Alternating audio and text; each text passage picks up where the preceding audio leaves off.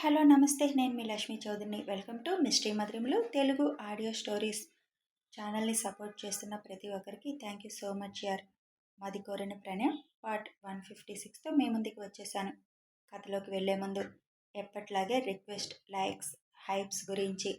అరే, ఒక్క లైక్ చేయడానికి అంత ఆలోచిస్తున్నారేంటి యార్? ఒక్కసారి వీడియో చూసే లోపు ఆ లైక్ మీద ఒక్క క్లిక్ చేయొచ్చు కదా.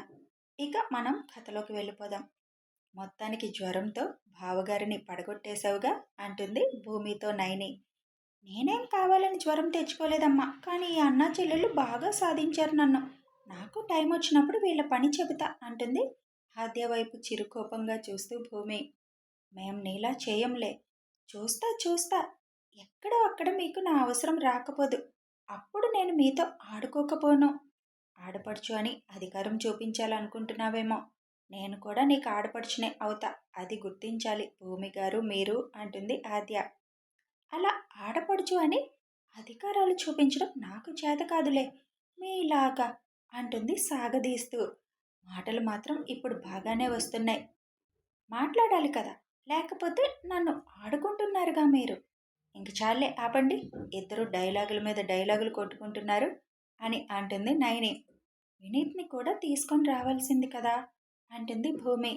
అన్నయ్యకి హెల్త్ బాగోవడం లేదు, రోజు ఏదో ఒక ఇబ్బంది వస్తూనే ఉంది, భయమేస్తుంది అన్నయ్య గురించి అంటుంది నైని. ఆ మాట వినగానే ఆద్య, భూమి కూడా బాధగా, ఎందుకో తనకి అన్ని కష్టాలు పెట్టేశాడు దేవుడు అనుకుంటారు. ఈరోజు నేను తన వల్లే మీ అందరి ముందు ఇలా ఉండగలిగాను. కానీ తను మన నుంచి దూరం అవుతాడు అంటే కష్టంగా ఉంది నాకు అంటుంది భూమి. తెలిసిన విషయమే అయినా కష్టంగా ఉంది. అమ్మ వాళ్ళు డల్ అయిపోయారు. ఇంకెక్కువ రోజులు ఉండడు అన్నయ్య అని చెప్పేస్తున్నారు. లేదు లేదు, ఏమీ అవదు, వినీత్ బాగానే ఉంటాడు అని అంటుంది భూమి. రావాలని, నిన్ను చూడాలని గొడవ చేస్తున్నాడు, కానీ ఎక్కువ వాంటింగ్స్ అయిపోతున్నాయి, అందుకే ఎటూ తీసుకురావడం అవడం లేదు. ఒకసారి వీడియో కాల్ చేయి, మాట్లాడదాం అని భూమి అనగానే వీడియో కాల్ చేస్తుంది నైని. భూమిని చూడగానే, భూమి ఎలా ఉన్నావు, కాలు తగ్గిందా అని అడుగుతాడు వినీత్. నేను బాగానే ఉన్నాను, నువ్వెలా ఉన్నావు, ఆంటీ వాళ్ళు చెప్పినట్టు ట్యాబ్లెట్లు వేసుకుంటున్నావా అని అడుగుతుంది భూమి. వేసుకుంటున్నా, ఎన్ని వేసుకున్నా నాకు బాగోదుగా, నాకింతే అంటాడు నవ్వుతూ. ఆ చిరునవ్వుని ఎప్పుడు వినీత్ తన పెదవుల నుంచి పోనివ్వడు. నీకు దక్షిత్కి పెళ్ళంటగా, భలే భలే, ఇంక నువ్వు ఎక్కడికి వెళ్ళలేవు, దక్షిత్ ఒప్పుకోడుగా, ఇంకెవ్వరూ నిన్ను ఏమీ అనలేరు కూడా. ఇంకెప్పుడు ఎక్కడికి తనకి చెప్పకుండా వెళ్ళకు, కొట్టేస్తాడు నిన్ను అంటాడు వినీత్. వెళ్ళను, నీకు ప్రామిస్ చేశానుగా. ఓకే ఓకే, నాకు స్వీట్ చేసి పెడతావా? ఏం స్వీట్ కావాలి? నువ్వు చేస్తావు కదా హల్వా, అది నాకు చాలా ఇష్టం, పంపిస్తావా నా కోసం? వద్దులే, నీ కాలు బాగాలేదంటగా, నువ్వు నుంచోకూడదుగా, ఇప్పుడేం వద్దులే అని అంటున్న వినీత్ని చూడగానే బాధగా అనిపించి, ఏం పర్వాలా, కూర్చొని చేసి పంపిస్తాలే అని అంటుంది భూమి. అయితే ఓకే అంటాడు నవ్వుతూ. సరే, వెయిట్ చేస్తాను అనగానే ఫోన్ కట్ చేసి, పదండి వంటగదిలోకి వెళ్దాం అంటుంది భూమి. కూర్చొని ఎలా చేస్తావు భూమి, వద్దులే, తర్వాత చేద్దువులే అంటుంది నైని. తినాలని అడిగాడు కదా, పర్వాలేదులే అని అప్పుడే లోపలికి వస్తున్న విజయ్ని, అన్నయ్య నన్ను కిచెన్ గట్టు మీద కూర్చోబెట్టవా అని అడుగుతుంది. ఇప్పుడు అక్కడికెందుకు నువ్వు అని అడగగానే విషయం చెబుతుంది. వినీత్ అడిగాడు అనగానే ఇంకేం మాట్లాడకుండా తీసుకువెళ్ళి కూర్చోబెడతాడు విజయ్. మీ ఇద్దరూ నాకు అన్నీ అందించండి, నేను చేసేస్తాను అని చకచకా వాళ్ళు అందిస్తుంటే స్వీట్ తయారు చేస్తుంది భూమి. సరే, నేను బయలుదేరుతాను మరి అని అక్కడి నుంచి బయలుదేరుతుంటే, ఏంటి గుమగుమలు అనుకుంటూ వస్తాడు అద్వైత్ అక్కడికి. విషయం చెప్పగానే, సరే పద, నిన్ను నేను డ్రాప్ చేస్తా, వాడిని కూడా చూసినట్టుంటుంది అంటాడు అద్వైత్. స్కూటీ తెచ్చాను అంటుంది నైని. పర్వాలేదులే, రేపు తీసుకువెళ్ళొచ్చు, లేకపోతే ఎవరో ఒకరితో నేను పంపిస్తానులే అని నైని చేయి పట్టుకొని తీసుకొని వెళ్ళిపోతాడు. మీ బావ వచ్చారా అన్నయ్య అని అడుగుతుంది భూమి. లేదు, తను రాలేదు. నేను అద్దునే వచ్చాము. తనకి ఒక మీటింగ్ ఉంది, అది చూసుకొని వస్తానన్నాడు. అమ్మ వాళ్ళు ఇంకా రాలేదేంటి? ఫోన్ చేశావా? బయలుదేరలేదా అని అడుగుతాడు విజయ్. రేపు ఉదయాన్నే బయలుదేరుతారంట. రేపు మధ్యాహ్నానికి ఇక్కడుంటారు. బామ్మగారు కూడా వస్తున్నారు అంటుంది భూమి. సరే, నేను ఫ్రెష్ అయ్యి వస్తాను అని పైకి వెళ్ళిపోతాడు విజయ్. స్వీట్ తీసుకొని వెళ్ళు మా అన్నయ్య దగ్గరికి అని ఆజ్యతో చెబుతుంది భూమి. ఒక బౌల్లో స్వీట్ పెట్టుకొని పైకి వెళ్ళిపోతుంది ఆద్య. ఇంటికి రావడానికి ఇంకా టైం అవ్వలేదా సార్? ఆఫీస్కి వెళ్తే మీకోసం ఇక్కడ ఒక చెకోరీ పక్షి ఎదురు చూస్తుందని గుర్తుండదే అని దక్షకి మెసేజ్ పెడుతుంది భూమి. ఈయనొకరు మెసేజ్ చూసినట్టు తెలియకుండా మేనేజ్ చేసేస్తారు అని ఫోన్ చేస్తుంది. మీటింగ్ కోసం హోటల్కి వెళ్తున్న దక్ష్ ఫోన్ లిఫ్ట్ చేసి, ఏంటి నేను గుర్తొచ్చాను పాపా అని అడుగుతాడు. మీకు ఇల్లు గుర్తు రాలేదుగా, అందుకే మీరు నాకు గుర్తొచ్చారు. చిన్న మీటింగ్ ఉంది బయట ఒక హోటల్లో, అది చూసుకొని 1 గంటలో వస్తాను. రాగానే ఇక్కడికి రండి. ఎందుకో, వచ్చిన ఉపయోగం ఏముంది అంటాడు చిరునవ్వుతో. ఉపయోగం ఉంటేనే వస్తారా అని చిరుకోపంగా అడుగుతుంది. ఊరికినే వచ్చి ఏం చేయాలి? నీ మొహం చూస్తూ కూర్చోవాలా? బోర్ కొడుతున్నానా అలా మొహం చూస్తే అని అడుగుతుంది. అవును, బోరు కొడుతుంది. పిచ్చి ప్రశ్నలు మాత్రం బాగా వేస్తావు. సరే, నేను హోటల్కి రీచ్ అయిపోయాను, వచ్చాక మాట్లాడతానులే నీతో అని అంటాడు. హలో సార్, వస్తే ఉపయోగం ఉంటుంది, మరి త్వరగా వచ్చేయండి, మీకోసం ఎదురు చూస్తూ ఉంటాను అని ఫోన్ కట్ చేస్తుంది భూమి. మాటలు బాగా నేర్చింది ఈ నల్లత్రాచు అనుకుంటూ హోటల్లోకి అడుగు పెడతాడు దక్ష్. హోటల్లోకి ఎంటర్ అవ్వగానే తన కోసం ఎదురు చూస్తున్న క్లయింట్స్ దగ్గరికి వెళ్తాడు దక్ష్. ఒకరినొకరు పలకరించుకున్న తర్వాత కాసేపు బిజినెస్ గురించి మాట్లాడుకుంటారు. వాళ్ళు తమ ప్రాజెక్ట్ని దక్ష్ వాళ్ళకి ఇవ్వడానికి సుముఖత చూపించడంతో, ఓకే, మీరు రేపు ఆఫీస్కి వచ్చేసేయండి, మిగిలిన విషయాలు మాట్లాడుకుందాం అని చెబుతాడు దక్ష్. ఓకే, డిన్నర్ చేద్దాం అని అడుగుతారు వాళ్ళు. లేదు, మీరు కానివ్వండి, నేను ఇంటికి వెళ్తాను అని చిన్న స్మైల్తో చెప్పి అక్కడి నుంచి బయలుదేరుతాడు దక్ష్. కుర్రోడు చాలా షార్ప్గా ఉన్నాడు కదా, పైగా తన గురించి ఎంక్వైరీ కూడా చేశాను. చాలా తెలివైనవాడు, సమర్థుడు అని కూడా తెలిసింది. స్వీడన్ వాళ్ళ ప్రాజెక్ట్ కొట్టేశాడంట కదా అని అంటారు అందులో ఒక నడి వయసు ఆయన.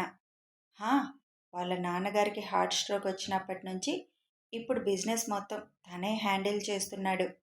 అయినా మీరు అతని గురించి అంతగా ఎందుకు ఆలోచిస్తున్నారు అని అడుగుతాడు పక్కనున్న అతను. ఆడపిల్లున్న తండ్రిని కదా, మరి ఆలోచించాలిగా అని అంటాడు నవ్వుతూ ఆయన. ఏంటి, అల్లుణ్ణి చేసుకోవాలి అనుకుంటున్నారా అని నవ్వుతూ అడుగుతాడు పక్కన ఉన్న అతను. నాకైతే ఆశగా ఉంది, మరి వాళ్ళేమంటారో కూడా తెలుసుకోవాలిగా. ఇలాంటి విషయాలు అస్సలు ఆలస్యం చేయకూడదు, వెంటనే మాట్లాడుకోవాలి. ఎందుకంటే అలాంటి వాడి కోసం లైన్ కడతారు జనాలు అని అంటాడు పక్కనున్న అతను. యా, రేపు ఆఫీస్కి వెళ్తాను కదా, రేపు మాట్లాడతాను. వాళ్ళ నాన్నగారు వాళ్ళు కూడా ఉంటారు కదా అక్కడ. ఓకే పదండి, డిన్నర్ చేద్దామని అక్కడి నుంచి రెస్టారెంట్లోకి వస్తారు. బావా, ఇవాళ అమ్మ వాళ్ళు మాట్లాడుకుంటుంటే విన్నాను, ఎంగేజ్మెంట్ అయిపోగానే ముందు మన పెళ్ళి చేసేస్తారంట. ఆడపిల్ల పెళ్లి చేసి పంపించాకే మగ పిల్లలకి చేస్తారంట. అంటే మన పెళ్ళి 1 నెలలో పెట్టేస్తారు. నీకు ఓకేనా అని అడుగుతుంది ఆద్య. నాకు ఓకేనా అంటే నీకు ఇష్టం లేదా తొందరగా పెళ్లి చేసుకోవడం అడుగుతాడు విజయ్ ఆద్య పెడుతున్న స్వీట్ తింటూ.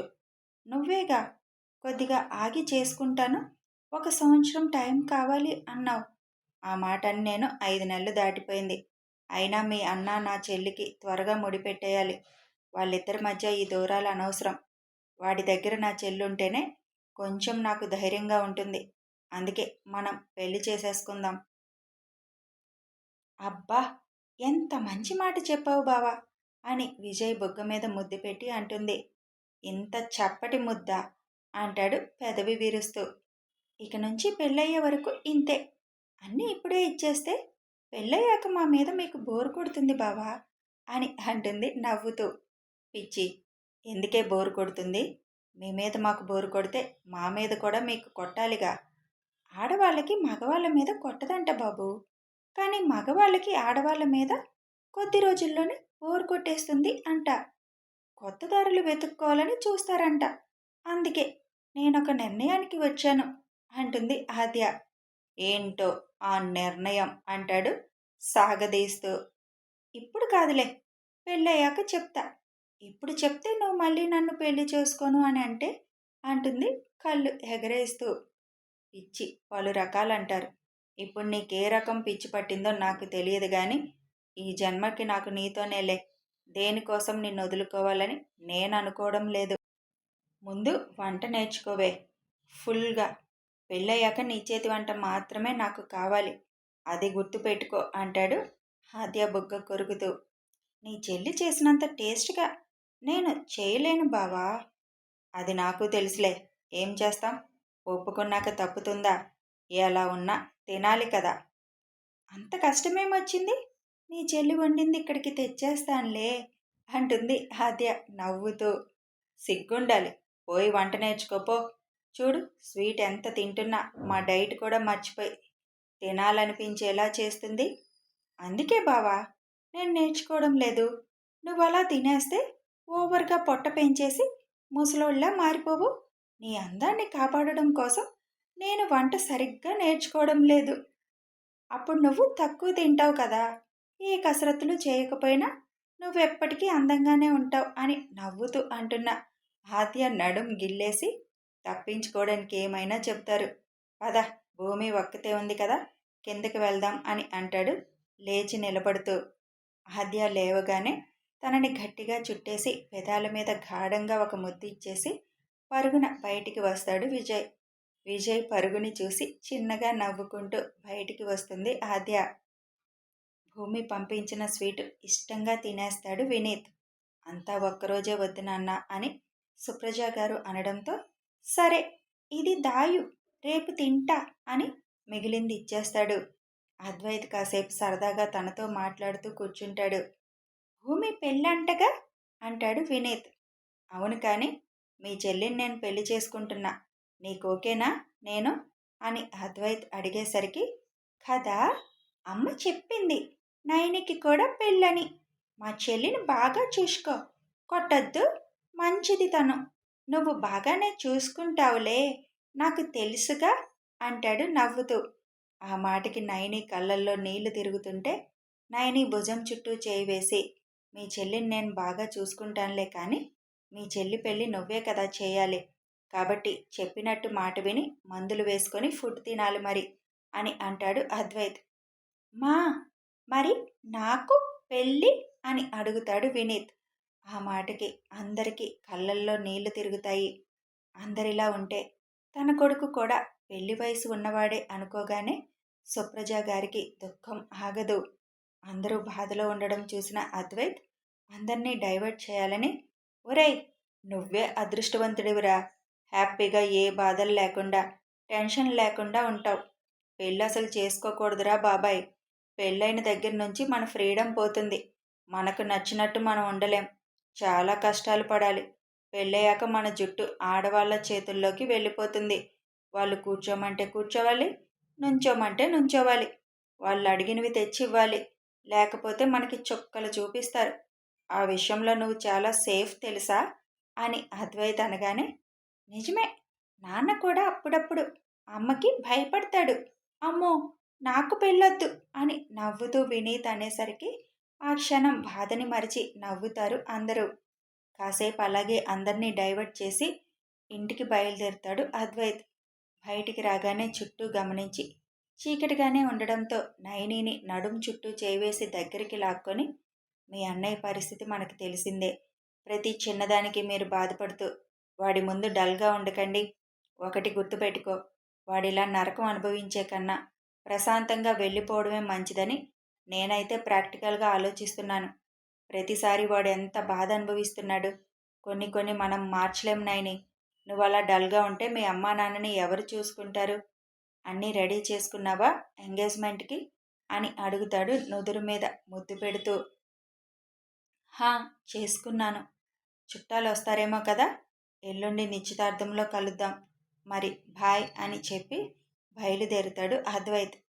విజయ్ కిందకి రాగానే, అన్నయ్య నన్ను పైకి తీసుకువెళ్ళవా, ఫ్రెష్ అవ్వాలి అని అడుగుతుంది భూమి. సరే, బావ కూడా వస్తాడేమోగా, మీ ఇద్దరు పైన డిన్నర్ చేసేయండి అంటాడు విజయ్. పెదనాన్న ఇంకా రాలేదు. నాన్నకేదో సర్జరీ ఉందంట్లే, లేట్ అవుతుందని చెప్పారు. డిన్నర్ కూడా అక్కడే చేసేస్తాను అన్నారు.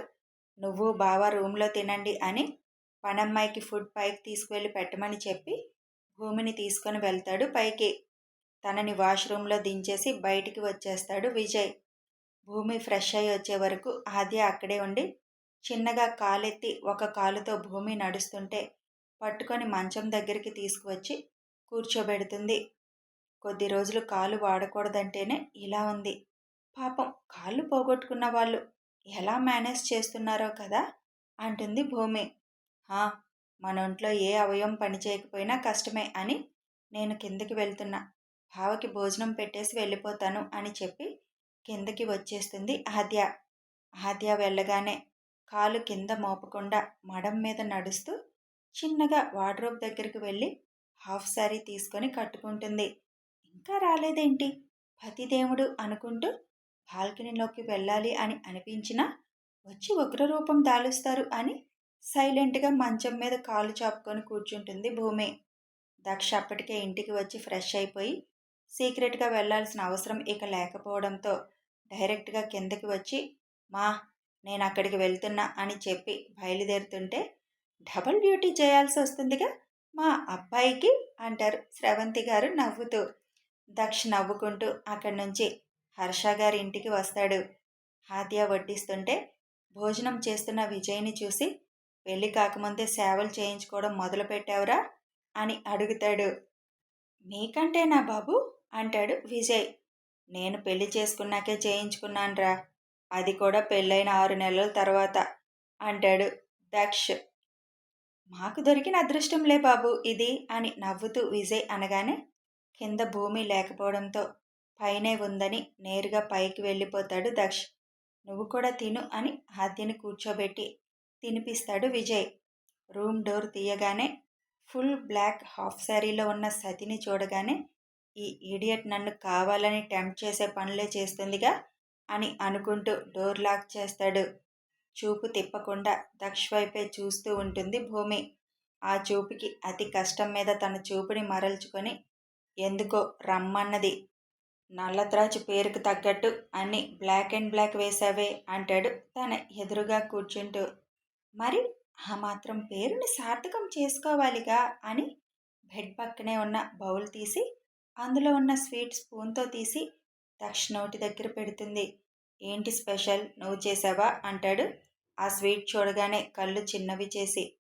ఇప్పుడు మీరు ఆవేశపడకండి సార్, ప్లీజ్ ప్లీజ్, వినీత్కి తినాలనిపించిందని అడిగాడు, వంటగట్టు మీద కూర్చొని చేశాను, నేనేం కాలు మీద బరువు మోపలేదు, నిలబడలేదు. వినీత్ అనేసరికి ఇకేం మాట్లాడలేకపోతాడు. నాకెలా పెడితే నేను తినను అంటాడు అల్లరిగా. మరి ఇంకెలా పెట్టాలి, భార్య భర్తకి ఎలా పెట్టాలో ఆలోచించు, అలా పెట్టు అని అనగానే దక్ష్ ఎలా పెట్టమన్నాడు అర్థం కాగానే, అవన్నీ ఇప్పుడు కాదు అంటుంది సిగ్గుతో తలదించేస్తూ. కథ కొనసాగుతుంది. మరి ఎలా పెట్టమన్నాడో, మేడం గారు ఎలా పెడతారో తెలియాలి అంటే ఫాలో అయిపోండి. ఛానల్ని సబ్స్క్రైబ్ చేసుకొని బెల్ ఐకాన్ నొక్కితే నోటిఫికేషన్స్ వస్తాయి. అలాగే వీడియో నచ్చితే లైక్ చేయండి, షేర్ చేయండి, కామెంట్స్ రూపంలో మీ అభిప్రాయాలు తెలపండి. Thanks for watching.